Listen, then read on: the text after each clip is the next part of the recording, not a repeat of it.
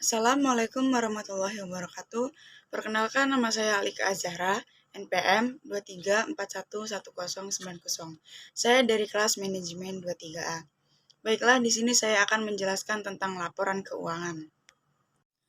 Laporan keuangan. A company's financial report is a record of a company's financial information in a certain period, which can be used to describe the company performance situation. Simply put, a financial report is an important document that contains a company's financial records, both transaction and cash. Types of company financial reports. Income statement. The profit and loss report is used by companies to find out the financial position of the company's profit and loss. The company's financial report, a type of profit and loss report made for the company, is a reference for the condition of the company and the tax step and decision taken by company leaders. There are two methods used to prepare a company income statement.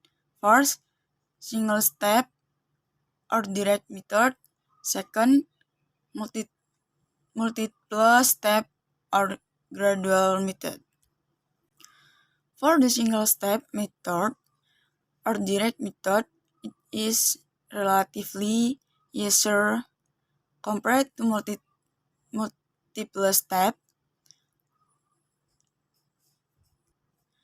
The calculation process only requires adding income from top to bottom on group, then deduct the total expenses and or costs in that period.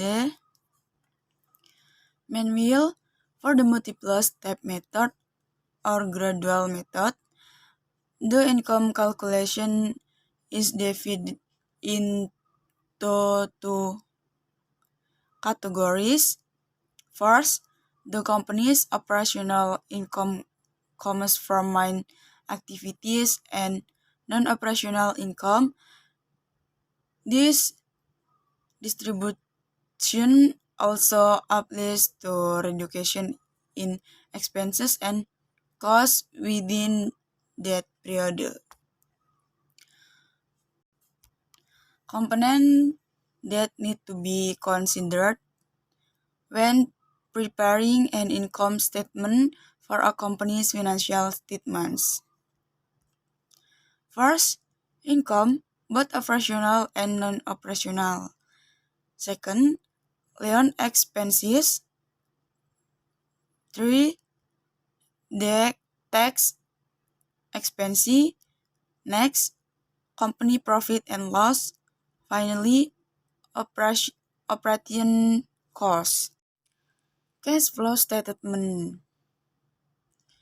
The cash flow report is an important company document which contains report on the flow of transaction entering and leaving the company. The report consists of transaction within a certain period.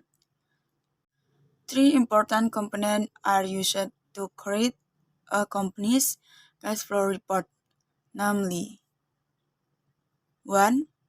Cash flow from business activities. 2. Cash flow from investment activities. 3. Cash flow from funding activities. Laporan perubahan modal. Jenis laporan perubahan modal yang digunakan untuk melakukan pelaporan jika terdapat perubahan modal dalam perusahaan yang terjadi pada periode tertentu. Pengertian laporan perubahan modal berisi tentang besarnya perubahan modal keuangan yang terjadi, sehingga Anda dapat memiliki gambaran terhadap perencanaan perusahaan ke depan.